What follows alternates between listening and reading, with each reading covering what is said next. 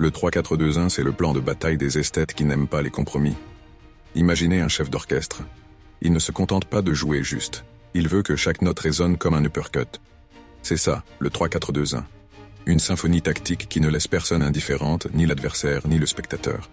Le genre de dispositif qui te fait lever un sourcil en début de match et qui te fait hurler « Mais pourquoi personne n'y avait pensé avant ?» À la fin. Bienvenue dans le monde des entraîneurs artistes et des défenseurs qui jouent comme des meneurs de jeu. La base arrière.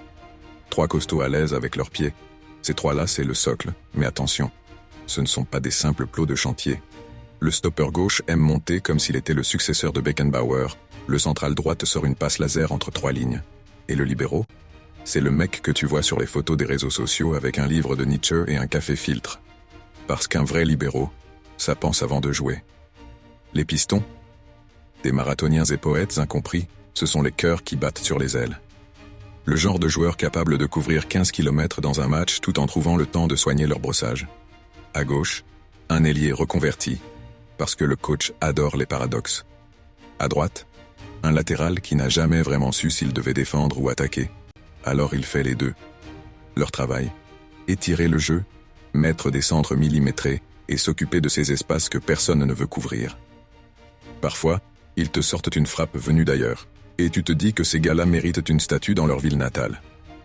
Les 2 milieux centraux, les ingénieurs du chaos. 2 gars, mais pas n'importe lesquels. L'un est un récupérateur qui voit tout avant tout le monde. L'autre, un box-to-box qui pourrait courir un marathon après le match.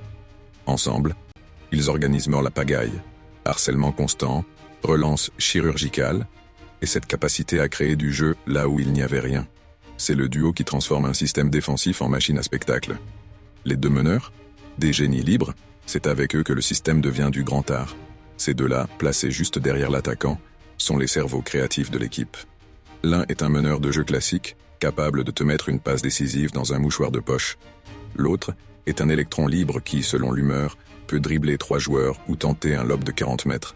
Ensemble, ils jouent comme s'ils étaient dans un 5 contre 5 au quartier. Ils ne respectent rien, sauf la beauté du jeu. La pointe, c'est l'arbre qui cache la forêt. Un attaquant solitaire. Mais ne te méprends pas, ce n'est pas un numéro 9 statique qui fréquente les centres. C'est un gars qui sait décrocher, dévier, combiner. Parfois, il joue comme un pivot de basket, parfois comme un faux neuf. Et toujours, il termine les actions comme un tueur en série. Parce qu'au bout du compte, c'est pour lui qu'on fait tout ce cirque. Pourquoi ça marche?